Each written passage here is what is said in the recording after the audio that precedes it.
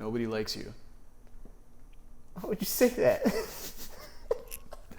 I'm just kidding. You can't do this. I'm just kidding. That really hit me. I didn't mean it. Really hit me, man. I didn't mean it. You don't know what I've been through.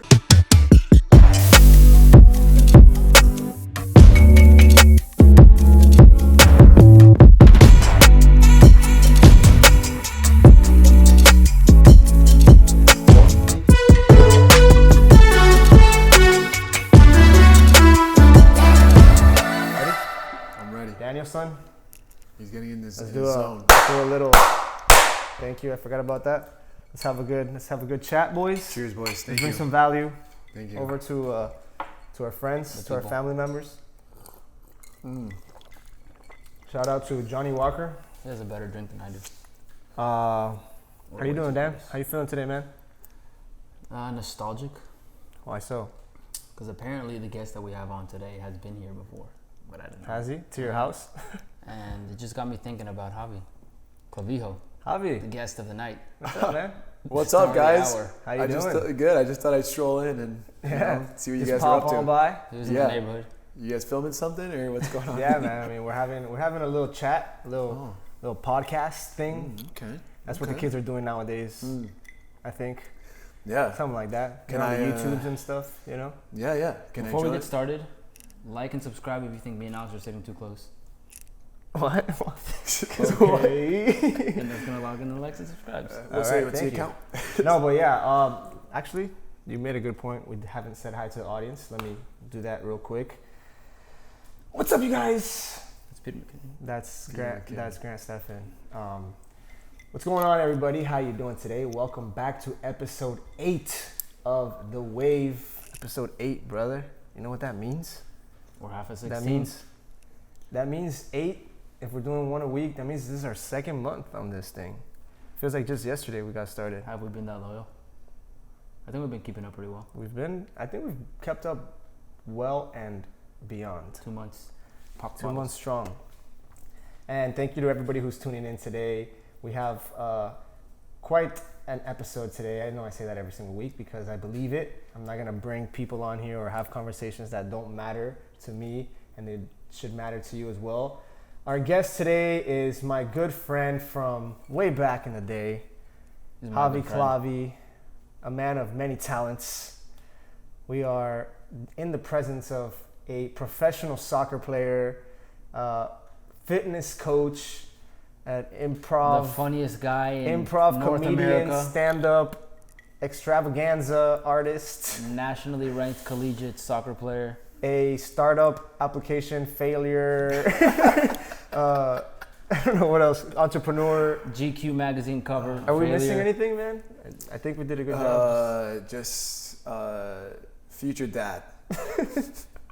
Loving future father. Yes, absolutely. Wait, is your girlfriend pregnant? No. Just like in the future. Oh, if I am a dad, I would like to be a loving dad. Okay. You know. Doubt it. Great. Yeah. So. How you doing, man?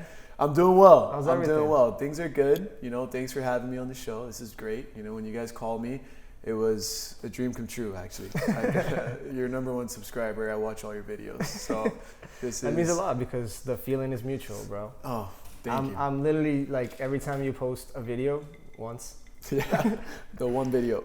I was like popcorn, busting out of my chair. Like, it's great. If you guys haven't checked out Javi's, I'm going to plug it down below because some good stuff, man. It's been, you know, my life has been just a lot of stuff. So for the viewers, a lot of stuffs. A lot of stuff. A lot of stuff. Yeah. I know these guys, you two, you know, I knew you since elementary school. He's your oldest friend, right? Is that what you said? I would say. He's like, how old are you? 30. Yeah. No, I've known Javi since I can remember going to charter. Yeah. And that's probably first grade. I think first grade, because kindergarten, I think we were in different classes. Do you remember anything about like first grade and before that? Because I don't remember anything until like before I was 10.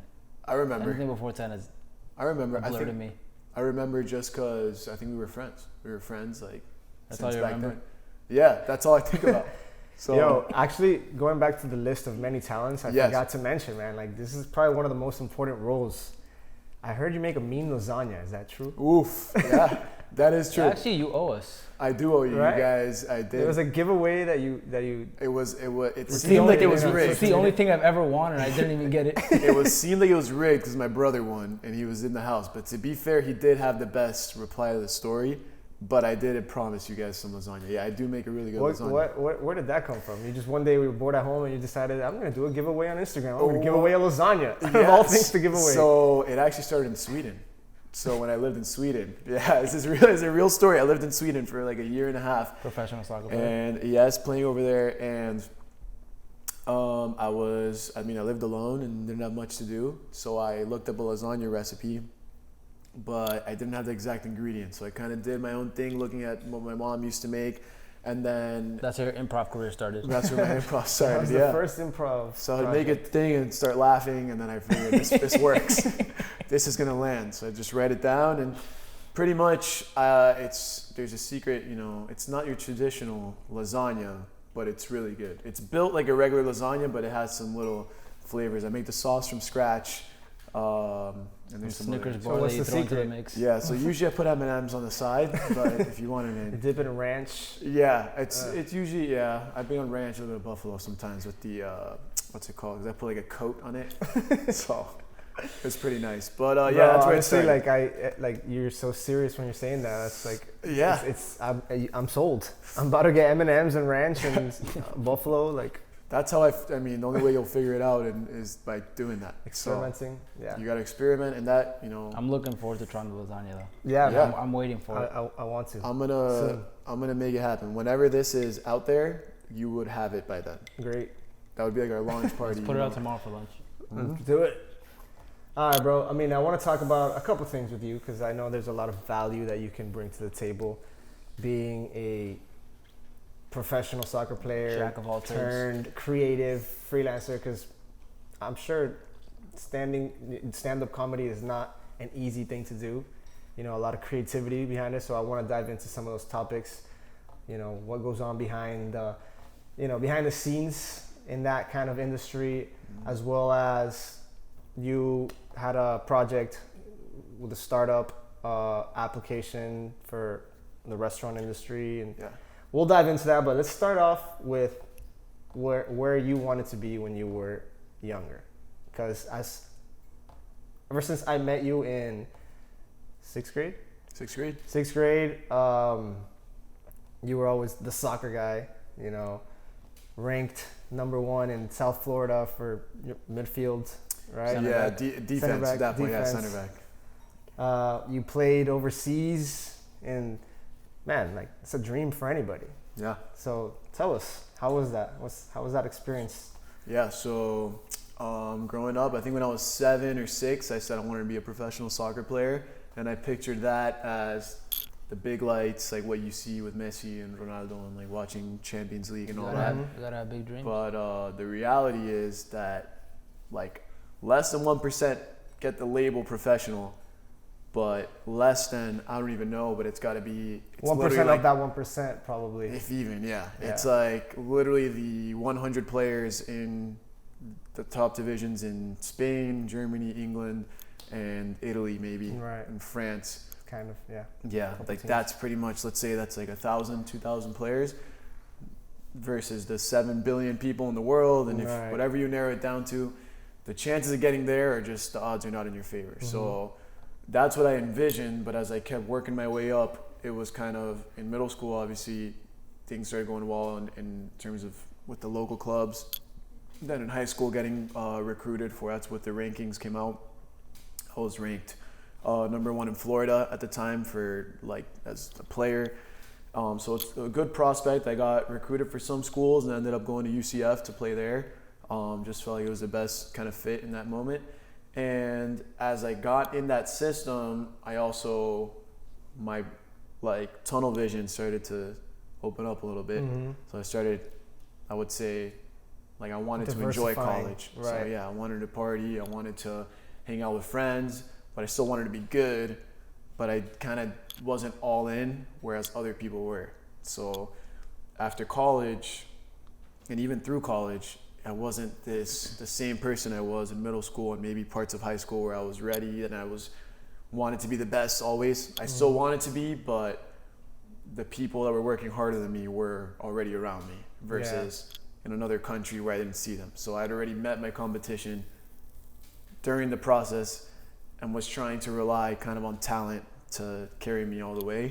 And Isn't somebody that you played with in like the MLS, Sebastian?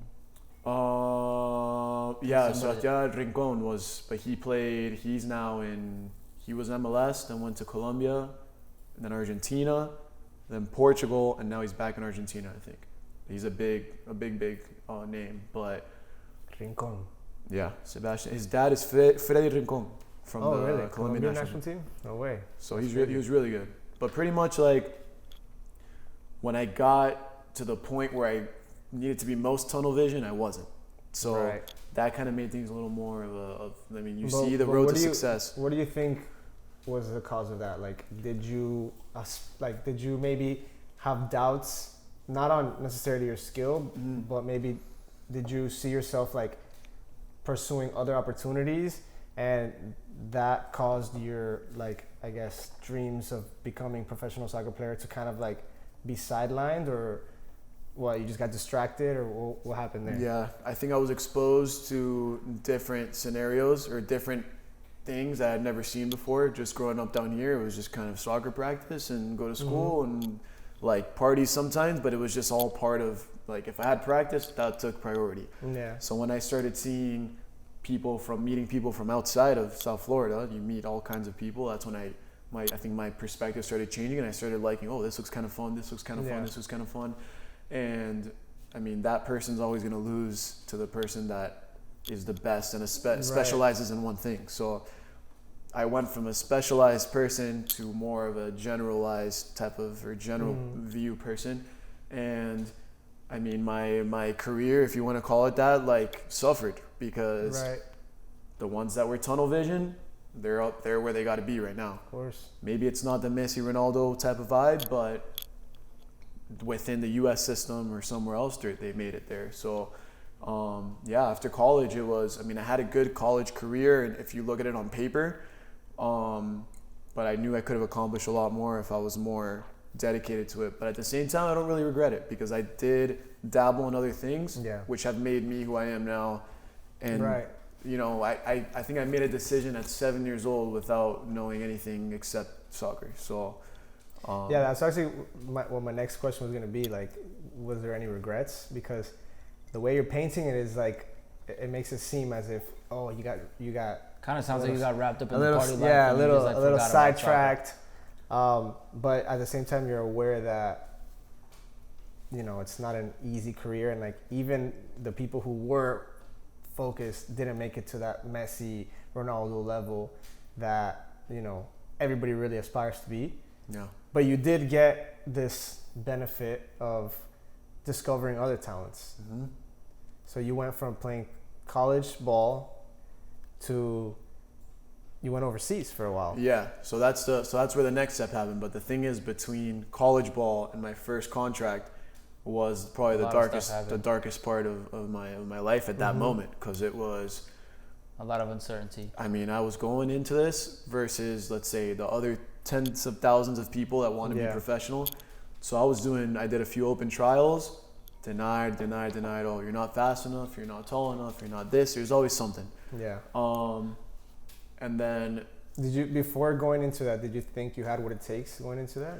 I got this. I felt not super like passive, but I would see other players and be like, I'm better than that person, and I should get this spot. Yeah. But I'm not the one. It's so much easier to say that when you're in it versus seeing it from that decision maker. So, I was unsuccessful. I was in the MLS draft in terms of like an eligible pick, but obviously didn't get drafted. So there was 250 seniors on that list, and they only picked, let's say, like 60. And I mean, even of those 60, let's say 10 will sign with the actual club. Yeah. So even to make it at 250, I guess it was an accomplishment, but in reality, it was more of like just as part of the process. Because I was a starter, I was a captain on my team, you kind of just automatically get that spot. And I'm sure you got a lot of life lessons out of it. Mm-hmm. Yeah. I'm sure discipline. you know, I've always said that in order to be a creative, you have to be disciplined. Like creativity is not just something that you wake up one morning with a brilliant idea and you act on it, and then the same thing happens the next day and the next day. No, like creativity, you have to make time for ingesting information, to letting yourself be inspired by the outside world. You have to make time to read, to educate yourself. You have to make time to think. Like you have to have that discipline. So do you think that your soccer career had anything to do with what you're doing now?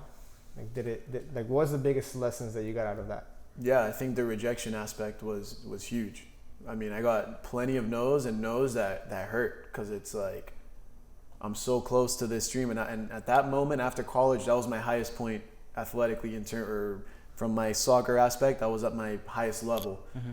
So to go from this high, it's like when you go from being an 8th grader to a freshman. Like you're on the top, and then you go right back to the bottom. That's true. So I went from being knowing that it's kind of like in reach, and you keep getting that. And then after having a whole semester of being, you know, like the captain and the good guy, like not the best player, but you know what I mean, just like a very high profile person, in that relative to that world, to then being like on open trials and no one knows my name, and just no sorry, getting close on some, and then no, and then every trial just seemed like it was getting worse and worse.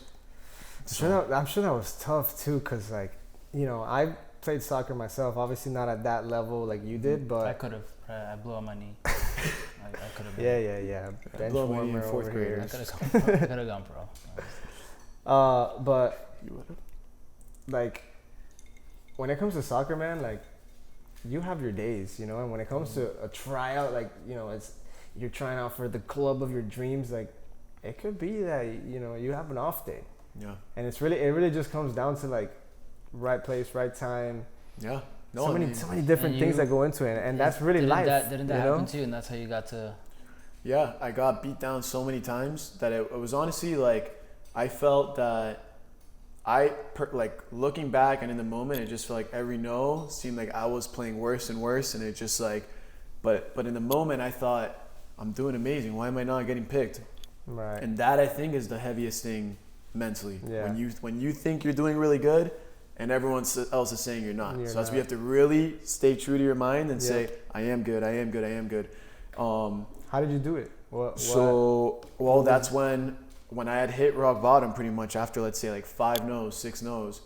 I was like, I remember calling my brother, and I was like, Diego, you guys know Diego? Yeah. And I'm like, look, dude, I'm done. I was like, I'm done with this. Like, this was the last. I did one trial with this one club, and they were training here in Orlando. It was a team from Texas, and I had a horrible last game. They said no, and I was like, I don't want to do this. Like, I want to do something else. Right. And he told me, like, you're so close.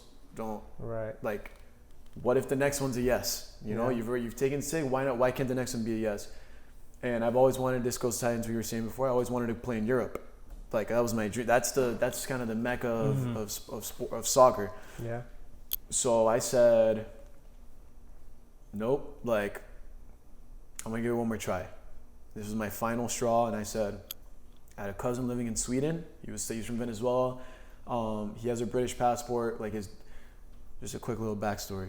My grandpa, I've never met him. He passed before I met him, but he studied in England, and while he was studying there, like, my uncle was born. So that him and it's my mom's side of the family. Her 2 brothers, her brother and sister, the oldest ones, have a British passport just because they were born when he was studying there. But they lived in Venezuela their whole life. Right. So he was able to give that to his kids, and then they were able to leave Venezuela to go study in Europe for free with the EU. It's usually free. So he landed in Sweden pretty much. That's what he found. He's a software developer, and that's why he was there. So I said, let me just go there, because players had gone to Sweden and tried things and were successful. So my mission was literally, let me go to Sweden. I bought a one-way ticket and said, I'm going here, and this is like all in. Took a huge leap of faith. This is like, if this is meant for me, this is where it's gonna happen. If it doesn't work out here, then that's it. But I can't quit without knowing what was gonna happen there. That's admirable, bro. Like, I've always wanted to just say one day, you know what, screw this place, I'm gonna pack my bags, I'm gonna just go one way and follow my dreams. Yeah. But in reality, like, I feel like I don't know, man. I just see so much potential with where we're at now in Miami that I'm just like, I want to do that, but at the same time, like, I feel like I belong right here. So it's tough. Like us as humans, we find a way to make the most out of the situation that we're in. So I think had you not gone to Sweden, cancelado. Yeah. But you would have found something. Maybe you would have gone to the path that you're on right now a little bit earlier. Yeah. But you doing that Sweden might have been the best thing that ever happened to you because you took that leap of faith. You took that initiative. You took the chance. Yeah. No, that's true. That's true. And I think like I'll get into it now, like what that led to. But it really, from a mental standpoint, I feel like I checked off that piece that I always wanted. And when I went over there, I was 22. So I'm 25 right now. Yeah, I was 22 when that happened, right out of college. So, like landed there with that mentality. So now that tunnel vision that I had in middle school and let's say parts of high school, it was back now. And now I was like, I'm going to get a contract. I'm going to figure something out. So, I show up to my cousin's place and literally just start calling. I start looking up teams. I got a cheap phone over there. Start calling. Some people responded. Some people say it's a little too late. Sorry. And it was at the mall that I found. I was just through H&M's from Sweden. So I was like outside an H&M. And this guy is wearing a soccer, like the typical soccer warm-up referee stuff. Yeah, he's a ref. Yeah. Yeah, that's how I got recruited. So I actually reffed in Sweden. I never played, if you guys. So I see him and I go, okay, I mean, I got to talk to him. Let's just see what happens. And he was talking to someone like with his friend. I pull him aside and say, hey, I'm from America, blah, blah, blah, blah. This guy, it turns out to be he's an Iraqi refugee. So he had just arrived to Sweden, let's say like 6 months ago. So he didn't speak Swedish, didn't speak English, and it was just Arabic he was speaking. So we took out the Google Translate. I remember I got on the Wi-Fi of the mall, and it was me in English, him in Arabic, right, yeah. and just going back and forth. And he somehow says, he gets my Facebook and tells me, all right, I'll let you know like what happens. And his name was Mustafa on Facebook. Isn't that a rapper? Yeah, that's what I was just like it was just for me. It was like this is so random. Like what is like? It's meant to be, I'd never met anyone called Mustafa, and then there was two Mustafa. So I was like, it's got to be something. And he told you $50 and I'll get you onto a team. No, he actually started talking about when he was messaging because his English was broken, so he was using the translator. He was saying like that I had to pay, like something about paying, but what he was trying to say is that the club wasn't going to pay me. Like if I was looking for money, I was like, it wasn't a job. Like, like that if I had to get there, I had to pay for the train ticket or whatever. I asked my cousin about the city where it's at. It's a small town. He's like, dude, I've never been there. It's like just outside of the county over there. So the train line is actually a different train once you get into that county. So my cousin's train pass stops at the city right before this one. So he's like, all right, I mean, you got to do what you got to do. So I show up there. I had my UCF kit, classic, just my phone, and I bought a train ticket for the there and back, and that was all I had on me. And I pull up, I message him like, yo, I'm here, and he pulls up. He actually pulls up in his car. We're driving. I remember we drive, and he stops at a little shop thing, it looked sketchy. Like in the moment, I'm thinking all the worst things. So we pull up there, and he gets out of the car, and he's like, I'll be right back. At that point, I said, okay. I don't know. Like I just didn't know. I was hoping for, the whole time you guys aren't even talking to each other. Yeah, it was just very like, hi, what? I can't say anything. So, and I just have my bags, obviously. So he comes back, he bought me a Gatorade for practice. That's cute. That's amazing. I was like, wow, this is, This is it. There you go. So we show up to the training facility and yeah, he introduces me like, everyone thought I was like his brother or something. Yeah. Because they haven't seen like a Latino guy really, like it's not that common in that town. Yeah. And yeah, I'm just saying hi to everyone, whatever. Like I remember walking in. They have it's always a clubhouse and then the locker room. So I walk into the clubhouse. They're obviously looking at me weird. I'm saying hi, like hi, and they're just like hello. Like it's just very like they're being kind of defensive. And we start playing, and I did really well. It ended up being a 6th division team over there. So like in their pyramid, there's 10 divisions. There's a 6th one, and 1 through 4 is more of like the professional. Rink. So yeah, I did really well. I get a call that night from the coach saying, hey, come this Saturday, I'll pick you up from the station. I want to Like, we were really impressed. Play on Saturday in the friendly, and after the game, he's like, look, we want you on the team. They set me up with a family in that town. It was a 7,000 populated town. They set me up with a family. What town was it? It's called Solvesborg, as you can say. But they BORG, they say boy. Boy, Solvesborg. Yeah. So, yeah. So you got your dream come true to play in Europe. Yeah, like that was the start pretty much. Yeah. But it wasn't glamorous. Like, I was living in literally a bomb shelter, like an actual bomb shelter, in the back of a stable. That's awesome. With no windows, but it was like I had a little setup in there that they made, and from there just started playing. Things started going well. And then another team nearby that was 4th division or 5th division and just was about to get promoted. They got promoted. I started training with them, and then they offered me so I went home in September, October, and then they offered me a contract starting January of 2018. And then I started there. That was pretty much like, the league is professional. Like, some teams are professional, some aren't. Like, it was technically professional, that one, but I didn't feel like it was fully like the full blown. But you told me before that you had like a moment where you just like walked onto the pitch and you like looked around and saw like. Yeah. Well, that was the next spot. That was the next country. The next country. Okay. Yeah. Yeah. So. All right. So I mean, this is great. This is awesome. Yeah. I wanna move on from this, but yeah. Real quick, in 2 minutes, tell me how you went from that club to the next Sweden club, and back to Florida. In Sweden. Yeah. And back to where you're at. And back to where I'm at right now. So, my agent had submitted my videos from Sweden to other clubs. One of the clubs was in Costa Rica. It was a 1st division team, and they wanted me. So they were just really interested. And who's your agent? I found it. Who got it done? Yeah. So I get the call, and they say, look, they want to offer you a contract. So we had a little break in Sweden where I was supposed to come home. I came home for a day, went right to Costa Rica, 1st division, signed the contract, and there's some good players that have come out of Costa Rica too. Yeah, and that's where it was really like, oh, this is like the big leagues. Like, I actually finally made it, and we had one game against the equivalent of, let's say, like the Yankees in baseball. It's just like the big club of the country, or the Red Sox, and they show up there, and it was like, let's say, like 40,000 people stadium, and we walked out to warm up, and it was like the lights and the mascots and the grass is like perfect. And everybody has Javi Clavi jerseys. Yeah, exactly. my face all over everywhere. But yeah, we lost that game.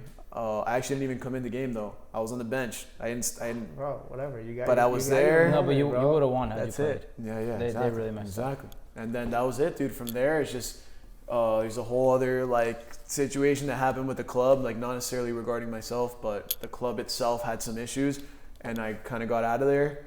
Had a little bit of like some trying to save the career type of thing in the beginning of 2019, and then just decided, you know what, I want to stop, and I fulfilled what I needed. I'm going to move on, and I really wanted to pursue acting all my life.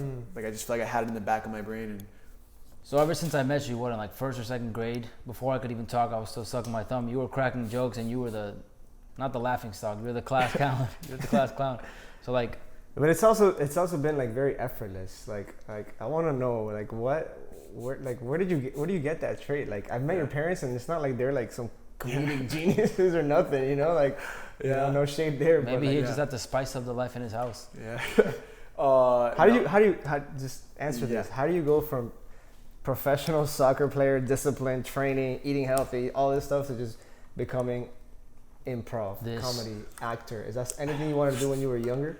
I didn't know what improv was, but I always thought it'd be super cool to be like an actor. I always thought it'd be cool to be a singer, like just that side of things. But in college, I did take one acting course by luck, because it was either that or astrology. And I was like, oh, let me just try acting. And it was really fun. Yeah, I mean, you missed out on astrology though. Bro, yeah, honestly, I think I took it wrong. Yeah. Imagine where I could be right now without that. You could be working for NASA. Yeah, bro. Seriously. Or SpaceX. Astrology. That's really the new one. Astrology is the ones that read cards, and they read the stars. Astronomy is astronomy. You mean I could be working? Yeah. Okay, I missed that L there. Could post up in Hollywood Beach and just start reading palms and stuff. That'd be good. All right. Yeah. Eventually, I wanna do a little improv here. I want you to guide us through a little exercise. I would love to. But tell us. I want to know before we get into that. How did it come to be? Yeah, I mean, I just took that class. I did it before that. I just always, like Danny said, like I just love hearing people laugh. Like if I make people laugh, it just gets me like really happy. I don't know. So in school, it was just very, I don't know. I just think certain things are funny. And I think like the way my thinking for whatever reason is if I put two things that never should go together, that's usually when, like, in my opinion, when comedy happens. Yeah. Okay. Like that's my like style that gets me going. So sometimes I just think. I feel like you have a database in the back of your mind of just like funny stuff, and you're just like, all right, let me pull Do this you and this write? together. Do you write like jokes or like skits, stuff that The comes to your only mind? time I wrote anything was my stand-up set. But to be honest, my stand-up set that I did, you can find it on Javi Clavi. Yeah, Shameless we'll plug. We'll You know. post it for sure. I actually improvised that stand-up set when I was practicing it. So I only really wrote one thing. You like added to an already existing. Like not even like Improvised set. I had written. The only time I wrote a set, I tried it, and it was horrible, because I'm not good at writing it. Yeah. But then feel that. like on my way to these places, like I would just come up with things on my way there on the spot and say, oh, this would be pretty good. And then just would say it and see the reaction and then just go with it. Like you can feel the energy, kind of how people are, and then just take advantage of that. It's like this is like one thing I had with one of my friends, that if you land, like if I would land a joke sometimes, let's say like with my team or something, like my soccer team. And if everyone was laughing enough, I could say anything in that moment and they would laugh. It was like a hack. Right. So It's you could say, definitely You kind of like build off the adrenaline yeah. in the room. So I did that. Like I remember testing it once, like laughing, like said something, and then I said, like, yeah, let's say it was something random. I was like, yeah, I'm like, pudding is just ridiculous. Like that's not funny at all. But they were like, oh, and they just kept going. Ridiculous. You're so Like I already had them in. So like Yeah. when you do an improv or stand up, you can just really use the waves of the energy. And I think I did that in class too. And when I'm with friends or whatever, like you can tell when to insert another joke, and that's how you kind of test. And then I think it's just like delivery too. If you just are serious about something that's really absurd, kind of works sometimes. Yeah, that's what I'm saying. Like it's like you talk to me with a super straight face. I never know when the difference is that you're being honest or not, and I love it because it's just like it's like a thrill. Like, oh, is this man serious right now or not? You know, You're just sitting on the edge of your seat. Yeah, no. I think it's just that. I think I can pick up on like some kind of like energy wave that, and like sometimes it doesn't work. Like there's people that are like, this guy sucks. Like he's just, but you know, you just kind of feel it out, and whatever works, you keep it. But I do keep, like, when I think of ideas, I write them down in my notes to make a sketch out of it someday, like a pitch, pretty much. Yeah, and I think that's some good advice that we can give to like maybe not people who are aspiring to be comedians or actors or stand-up improv people. Improvisers. But like entrepreneurs is the same thing. Like you don't have to be going out of your way looking for like the next big thing, but like when you do have something that pops into your head, like these moments of brilliance, most of the time they're not forced, right? Like I don't know if you've ever tried to sit down and think of like jokes. That's and the impossible. time I do it, it's horrible. Impossible. Same thing with me. Every time I try and think of my next video or my next like strategy, you can't do it.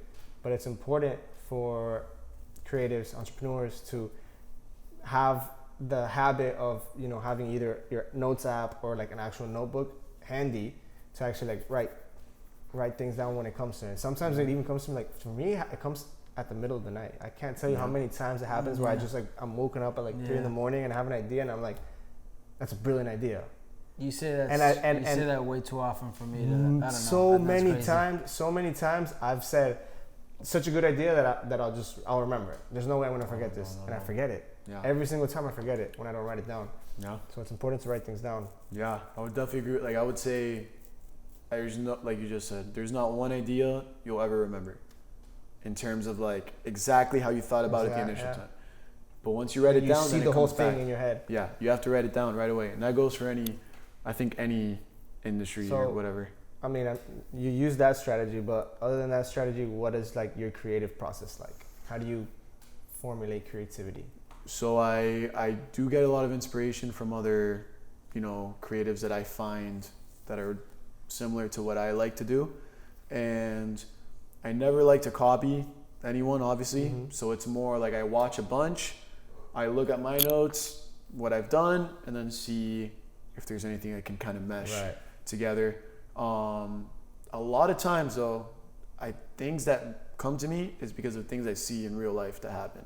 Yeah. Like to me, or I see it in front of me, and that's where my creative process really, like if I can go, let's say right now things are closed, but let's say I was at the mall or something, if I just went and people watched for 2 hours, I think I could get like plenty of content, days. 20 to 30 ideas. Same. Just from looking around, because just people. And that ties kind of into like what we've talked about it a lot, kind of like part of your job is not doing your job. So like that creativity strikes at a random moment where you connect the dots, where you're just like, oh, that reminded me of something else, and you're like, wait, I can put those two together. Yeah, that's kind of, I had one idea on my phone, and it was I was in Boston, and Boston.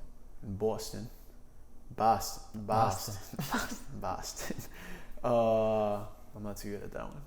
It's on the hat, bro. Yeah, we'll take. Yeah, it says it right Boston, yet you're rocking the Florida Panthers shirt. Nah, it's different sports. Different strokes.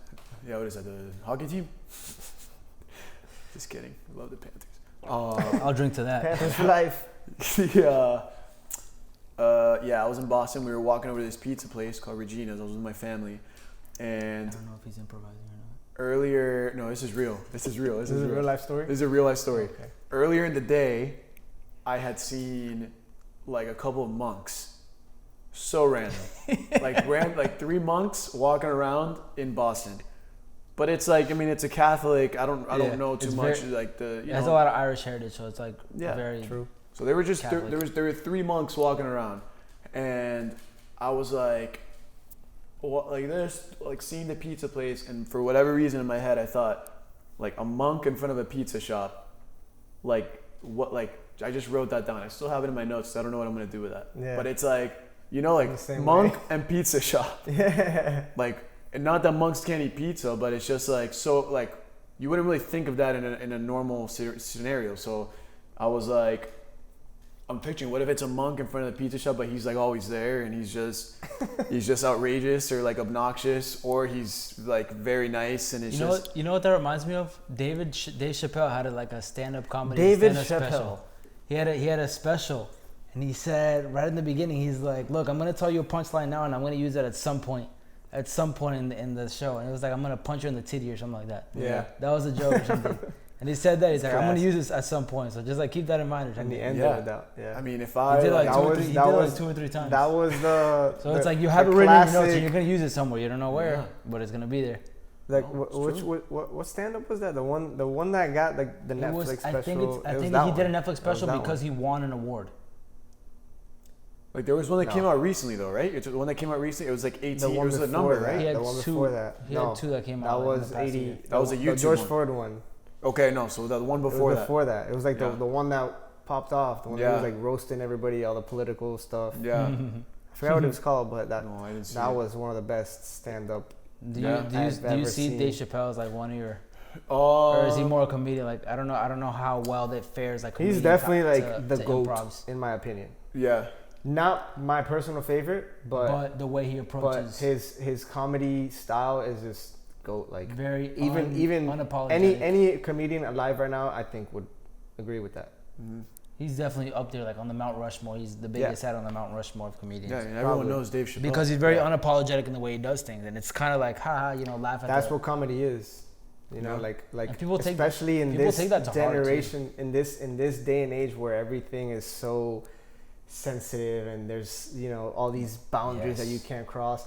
That is why we have comedy, and that's why I appreciate comedy and even this, like I try and like I'm part of that. I'm part of that whole vibe, and I'm with it.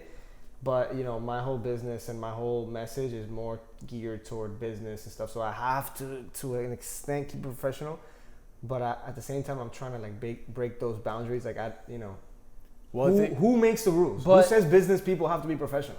Why Right. can't business people be crazy? Why can't business people be crossing the line, like, it's okay. Yeah. I'm respectful. I know where my heart's at. I'm not ever meaning harm on anybody.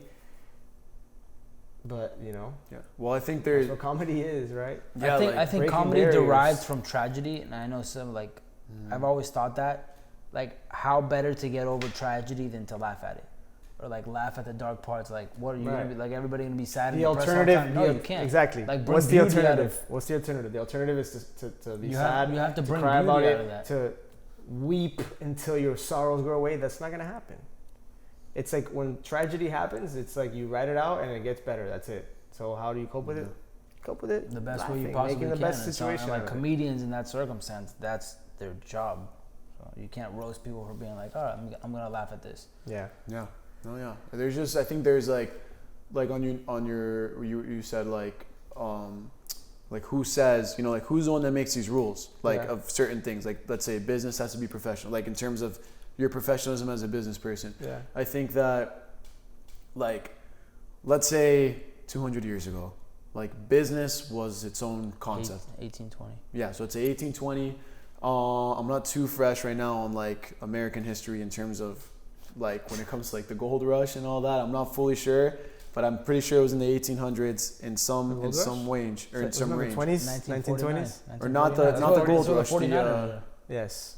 No, but the not the gold rush. Then the one where Thank it's, God this is not a history show. this would be better. So it's there's Let's look it up. please look this up. Dan, you're supposed to be the fact checker. 1940 for the gold rush. Yeah, You said bro. 200 years ago and it was 200 1840. years No ago. way, 1940. 200 years ago was like the first car got invented. It was like, the Gregorian calendar, bro. I don't know. Hey, anyways, let's not get too caught up on the gold. those Look, statistics. 1848, the gold rush. Okay, so Wait, it's really? 1848. That's what I was saying. 19 1940s. There's no way. 1940, Okay. bro. 1940s was Chevy I era. was like 12.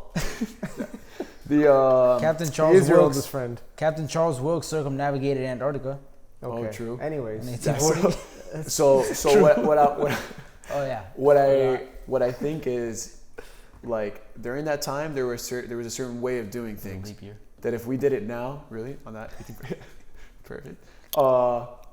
If we did business now, let's say, or people acted the way they acted in 1848, it wouldn't work. But it's like, as time kind of progressed, let's say in the 1900s, there was another way of doing business. What really decided, like the person saying this is the way to do it, is what had more success. You see what I mean? So it's kind of like what the gold rush practices didn't have success in the 19. So there's not really. So I think right now, what's happening is there's a shift in, let's say you're saying like there's a lot more creatives and a lot more entrepreneurial endeavors going on.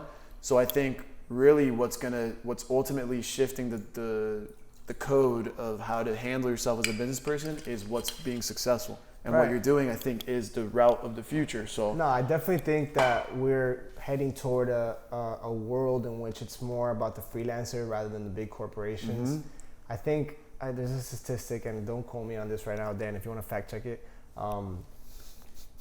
There's like, by the year 2022, I think right now, almost 50% of the population is freelancing. So it's going to be the majority by 2022. The majority of people are going to be freelancers, now working for somebody else, building their own thing. And I think that makes so much sense. But again, of like course, Gary Vee said, like entrepreneur wasn't a thing. 20, 30 Back years ago, then, entrepreneur wasn't a thing. it was a lot like harder. Businessman was just like a businessman. Entrepreneur is somebody who's like Those are all starting, titles. who was like seeing opportunities and capitalizing off of that. Yeah. So like businessman was just like, you owned a business, cool. You sold corn, you're a businessman. You had a barbershop, you're a businessman. So would you say that businessmen, let's say, or So business people in let's say 50 years ago, are they creatives, just as creative as an entrepreneur today? No. I would say because yes.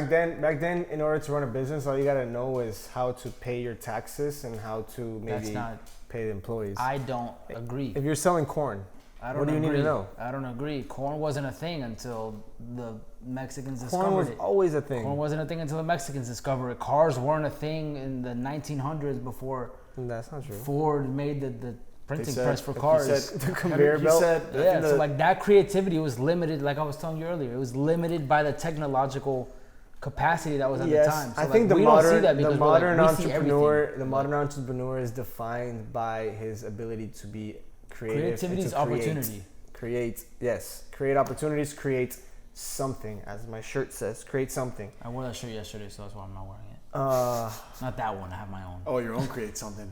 By the way, guys, what do you think? We're thinking about making more merch about create something. Not for you, but for us.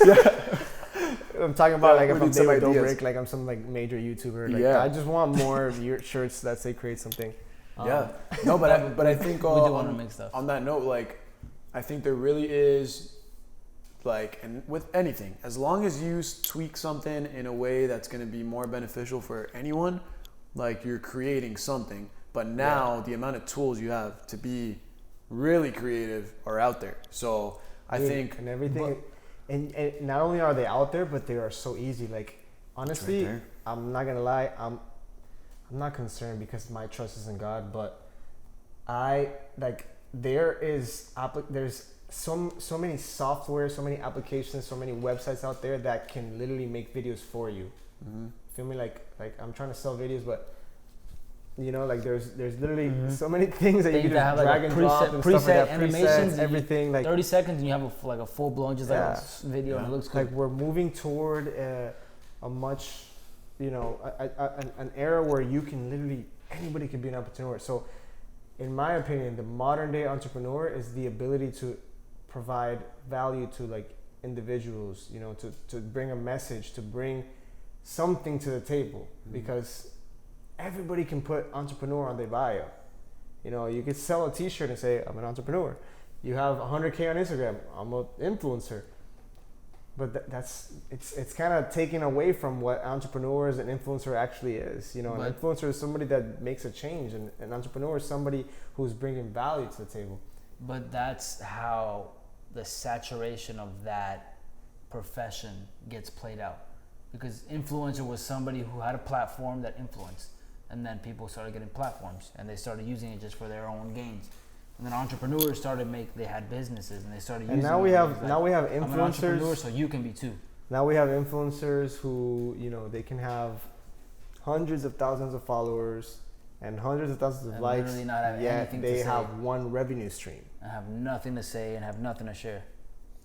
An entrepreneur is a certain type of person, and you can't just force it. Like it's something that you're born with. Just like you're born with the ability to play soccer, just like you're born with the ability to, you know, be a NBA player. Like an entrepreneur, you have to be born for it.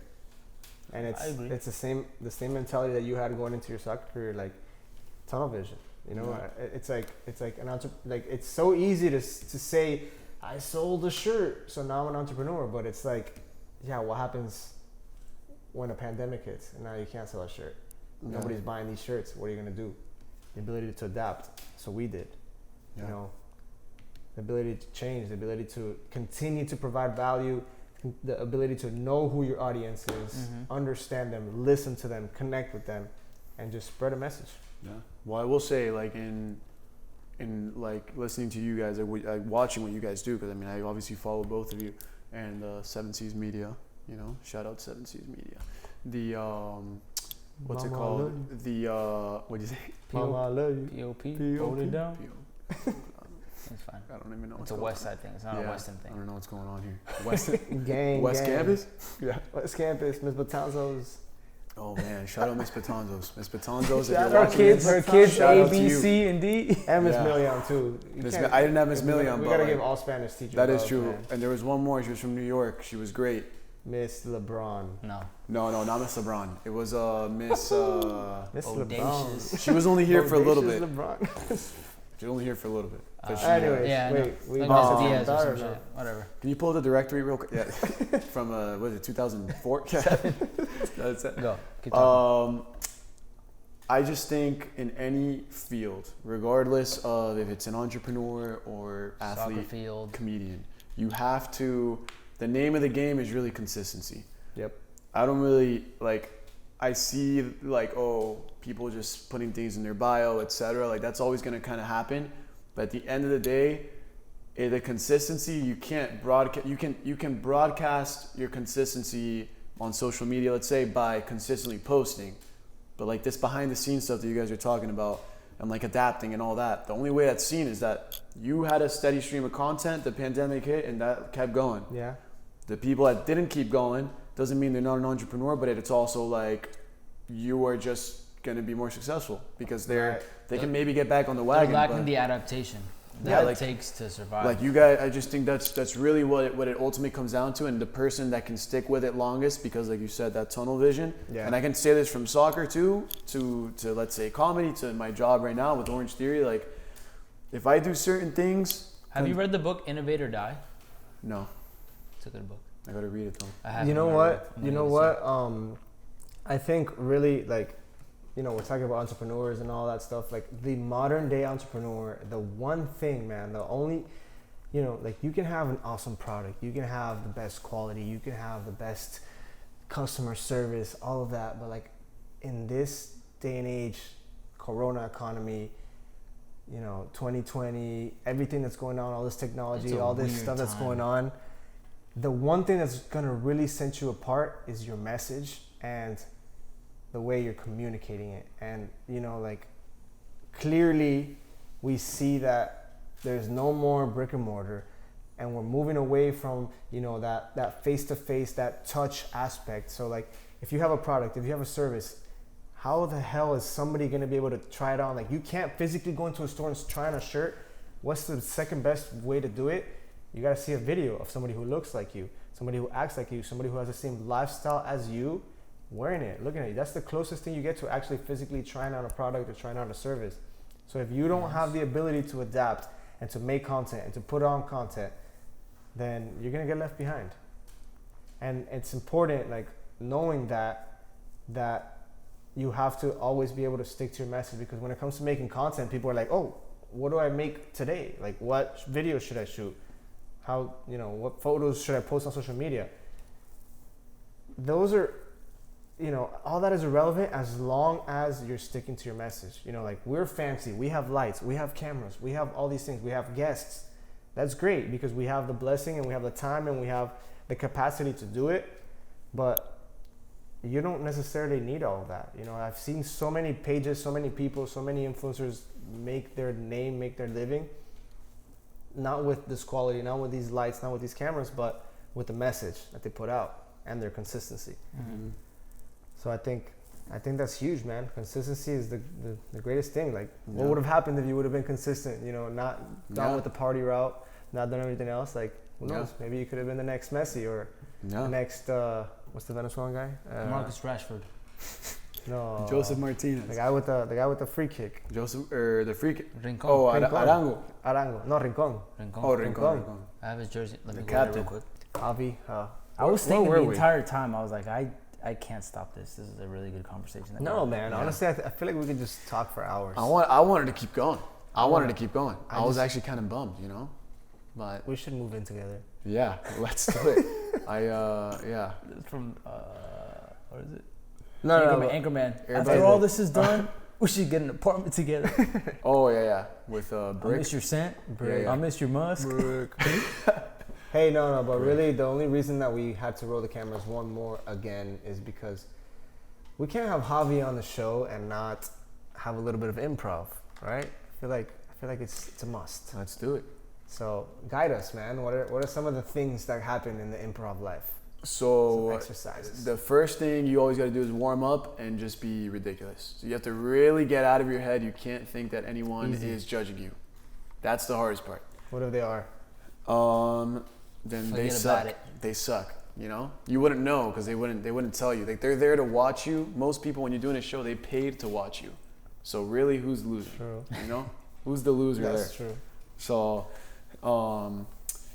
like those haters, they can just go do whatever they want. So what do? Do you just say like outlandish, crazy stuff in the first couple minutes? Yeah, you usually got to set the tone. You got to set the vibe by saying like, you got to start with a grounded scene. It's got to be something normal. Like, let's say, Steve, I think I want to get a divorce. And then the other person would be like, a normal reaction would be like, well, two reactions. Either I agree or, oh my God, Why? Where's this coming from? Yeah. So you kind of can make it natural, but then after you establish that, oh, this is a couple that's getting divorced, you kind of try to find out, you know, where are they right now? So you got to establish, you know, the location. So you say, oh, like, honey, pass me the fork, please. I need to eat this. I got to go back to work. And then whatever. It's like, oh, they're in a kitchen. So now the people watching can start imagining, because it's really just two people on an empty stage. Storytelling the whole time. So you talk in such a way that you're, without saying, oh, we're in the kitchen, honey. Like, then you get we are currently sitting in the kitchen. Yeah. We're discussing our divorce. Yeah. Okay. And then whisper over to the other person, I'm gonna say All right, let's do it. I think I'm ready. We're gonna go. You want to go into it?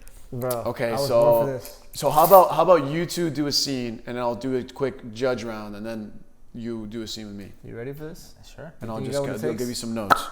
I took impromptu speaking classes. I didn't.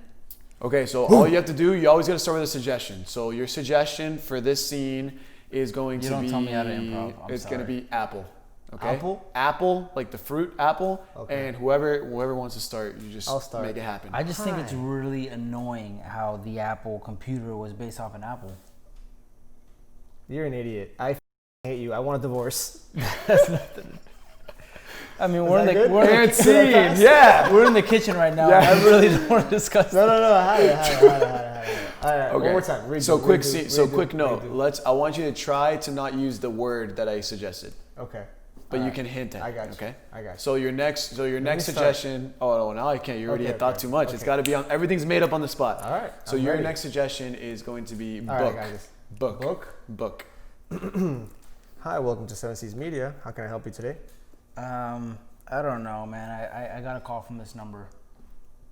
You got a call from this number? What number was it? This one, 954. That's only 3 numbers out of I think 10 numbers. Look, man, I just found your phone number on Amazon. Listen, man, I called you because I realized that you wanted to book a shoot with us, and well, That's kind of weird. I'm here to set that up. What would you like to shoot? Is there anything in mind? You? All right, I want another partner. This guy sucks. This show. That was a good show. Yeah. Everyone stayed to watch all of it. So They had no time to leave. So just some notes, just some quick notes. This is something I learned. The phone here. How would you hold an actual phone like this? So you want to be like if you're actually like this without the No, phone. I was actually in Hawaii. You were doing that. was in You were in Hawaii. You weren't actually on the phone. You were just talking in I was in person. Hawaii. Yeah. You know. So yeah, I mean, you always want. The other thing I should have told you is like the general improv thing is yes and. So it's like you agree with the person and you add something else. So like I think about what you said, something about this is my something. What'd you say to him? What's your first line? I said, welcome to SevenSeas Media. Oh yeah. How can I help you? How can I help you? So he had to say, "Oh, thanks for calling me back. Why didn't you refund my purchase?" Right. And then now you can say, "Well, I didn't refund it because you're an idiot, right?" Like, "Oh, I'm an idiot. Well, that's why your wife left you." And then you go, Okay, can we try it? I want to. You wanna go with me? Do Yeah. it with a professional. "Yeah. I feel like I was born for this. This is your So, big All right, moment." so I'm giving the topic. So you're gonna give the suggestion. Just say a word, right? A word. Any word, yeah. And I'll let you. You set can. it Well, up. you can ask for a I'm gonna location or leave where. it to the professional to start it off, and you can rebound off of it. Okay. Let me give you a quick tip from my Okay. point. Just have fun, dude. All right. Yeah. Thank you, brother. That's really nice. All right. I'll try. Turtles making it to the ocean. Whoa. Okay. Um, Are we the turtles? I can't believe we finally made it. Speak for yourself, man. I'm way back here. I'm struggling. Yeah, because you're fat and you'll never make it to the ocean. Nobody likes you. Why would you say that? I'm just kidding. You can't do this. I'm just kidding. That really hit me. I didn't mean. It really I hit didn't me, mean- man. I didn't mean it. You I don't just, know what I've been through. I've been just really trying to stand up to my bully. So I thought talking to you like that was gonna make me feel better. Well, how do you feel about yourself now? I feel like a small little turtle. It's never gonna be as good as you.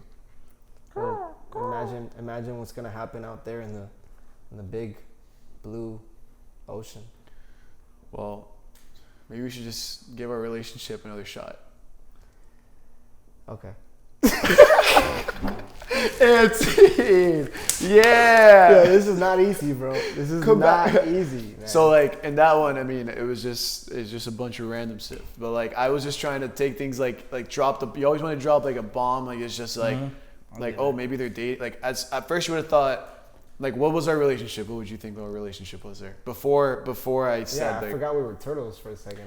Yeah. So it was implied that we were It was turtles. just struggling for survival. Like, what are we gonna do? Like, we have to make it to the ocean. So like we were just friends. You think like friends? Just fellow Fellow if turtles. you're crawling Fellow together to the turtles. water, you're brothers. Yeah. Wait, first of all, aren't we babies? Yeah.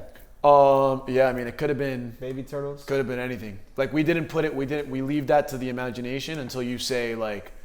Just dude, you're filling in all the details with what you're saying. Exactly. The back and By forth. letting people Alright, create their so own world. you two. This is the last one, and then we'll sign off. Alright. You guys are Super desperate to go to bed. nervioso. You could have Yeah. left by now, but whatever. You're still tuning in for some reason. If you're literally watching this, then what the hell is wrong with you? Honestly, Yeah. people are out of their I mind. mean, like go to Anyways, bed. Are we still on the phone? no. This is a YouTube. new scene, so you have to give us a I'm suggestion. gonna give you a suggestion. Yeah. It can just It's be a gonna word good or one. okay, whatever you want, It's whatever you gonna want. be a good one. It's the aftermath from the Boston Marathon bombing. Go. You're dead? You're dead? What? That's a horrible suggestion. Let's get something a little more happy. Good lord. Okay. I couldn't say. I thought since I told him There to was shut up, nothing I we were could gonna- say in that word, in that thing that was gonna be in any way anything. Yeah, man, I try to challenge you. That's No, like, no, yeah. but even in those moments, we would never take that suggestion. Like we would say no. We would say next. No, get Next. what the. Yeah. Oh my god. I suck, man. Yeah. I hope I get bleeped out for what I just said. Am I Better, gonna get bleeped better, out? Better. Oh my All right, God. I have a better one. You're standing in line. You're next in line to get a cotton swab for the COVID test. How about that? Next one. Okay. Honey, I'm kind of nervous about this. Okay. And what do you want me to do about that? I've been with you for 20 years. You can't just comfort me this once. Yes. And I'm not going to. So I'm literally your husband of 20 years, and you've been through everything with me. But I'm about to get a cotton. You know how terrified I am of cotton swabs, and you just don't want to make me feel better. Gay marriage isn't legal in this state. You're not my husband.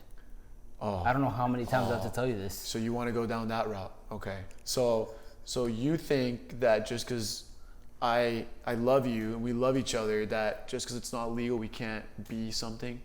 Is that what this is about? You just want the label? You're not gonna take my money. Your money? That's your mother's money. You haven't worked a day in your life. All right, I gotta step in here, you guys. I can't stop. I can't listen to this. I cannot listen to this. It's funny. I love you.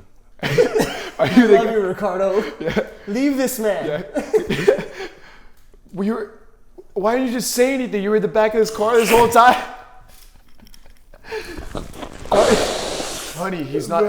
He wasn't here. He's not. Who is this man? He Who is wasn't. He just needed somewhere to stay. I promise. He's been sleeping on the foot.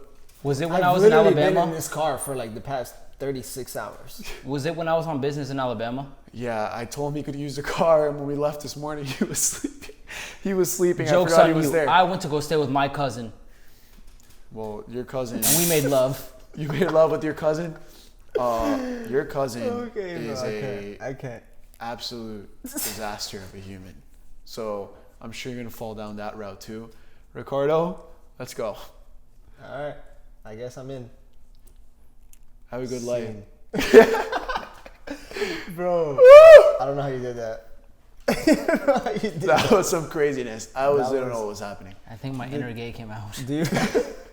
Do you have like people as weird as that when you do improv, or is that Oh, just like? well, I mean, I'm probably the guy that's super weird. So there's like, I just think that it's fun to go like crazy directions with things. I definitely wasn't planning. I was like, It was what is so this guy hard. gonna say It to was start so out? hard. It was so hard. Like I'm end not the gonna scene, lie. end the scene, end the scene. Yeah. How often? Like how long did you practice? Or did you just come into it like being beast? So I went into it with an open mind and said, like, let me just give this the best shot I can. But it took a while to get comfortable. Like, because you're on a stage, there's like, let's say 40 people watching. It doesn't sound like much but that's a lot of people. But imagine 40 people right here watching us do that. No chance. I mean, our last video got like 200 viewers, so. Oh, so we are about to have. We're about to have the same. Oh my God. I don't know. Anyways, like, is this something that like where you're at now? Because I'm not gonna lie, you did a good job. Like, you kept your composure. You stayed on the scene. You I cracked up. You think I couldn't stop My laughing? bad. Like, I could not take it seriously. Like, Daniel, whatever. But how, like, did you train for that, or is that something that you just like a lot of like trial and error? Yeah, where I go at Villain Theater. So give them a little shout out too. Shout out to them. Shout out to Villain Theater. So they have classes, and it was an 8-week course, and the culmination of it is a show at the end, and they literally teach you different techniques, like how to go about certain scenes, so it's not as bland and dry. So it really was just a lot of practice. Yeah. With people that had already been through a year of improv, so you learn from them, you watch them, you learn from them, and I still have a long ways to go, but it's for sure. It's so fun. It's a journey, yeah, man. It's a journey that you just like, every single day you wake up and you're excited to learn something new, and you're excited because you're better than you were yesterday, and it's good, man, because a lot of times people get discouraged that, you see these creatives, you see these, whatever you're aspiring to be, if you're a comedian or if you're a videographer or if you're a businessman or whatever it is, you see these people who are already where they're at, and you're like, wow, it's so natural, it flows so, like, I'll never be where they're at. But you're not seeing the stuff that's going on behind the scenes. You're not seeing their struggle, their courses, all the sleepless nights that they did studying, all the failures that they went through. Yeah. And it's easy to get discouraged if you're just looking at that. But I guess my advice, and if you have anything to add on top of this, we can end there, is just that don't worry about other people. Even your biggest idols, whoever they are, don't get stuck focusing on them, because you're seeing the product of so much hard work, so much sleepless nights, so much failure, and where they're at now is where one day you can get to as well if you don't give up. If you're passionate about what it is you want to do, keep on going for it. Keep on working hard, and wake up every day, just trying to be better than you were yesterday. That's it. You're not there's no shortcuts in life. There's no way that you're gonna go from being a regular average Joe to being, the next stand-up comedian, to being the next Elon Musk, to being, whatever it is you want to do. There's only one day at a time. So focus on your dream, be better than you were yesterday, and Javi, move to Sweden. Move to Sweden with your cousin. Yeah. There was one like poster back in elementary school, and I'll never forget it. It said, Got milk? It said, it was a Got Milk poster, and that's what really, it said, an expert in anything was once a beginner. Yeah. So that for me, I can't say I agree. I read it in first grade, I think it was, or second grade, whenever I saw it. But it was in Pines Charter West Campus, just to make it clear. And it's probably all over. We'll tag them down below. We'll tag Mr. Yeah. Matanzos. Oh my God. And I think that really holds true to anything. You can have certain things that come easier to you, but no matter what, you're starting at the bottom and you're gonna have to work your way up. And the name of the game is consistency. And if you really like what you're doing, make sure you are consistent with something that you actually like. Because you can be consistent in anything, but why not do it with something you like? Because then you'll be better at that thing that you're working towards. So that makes all the sense in the world. That's my 2 cents. Your 2 cents. You've given a lot of 2 cents today. Yeah. That's and like a total of it doesn't go 15 unnoticed. cents. Yeah, at least. At least a bunch of twos don't add to 15. Like almost, I can almost buy a gumball machine from Skechers. Like a little. Yeah, I always wanted one of those, but never. But Javi, after all these years, thank you for coming back to my house. Thank you. Thank you for finally getting on stage, on set here with SevenSeas. The Wave. The Wave at SevenSeas.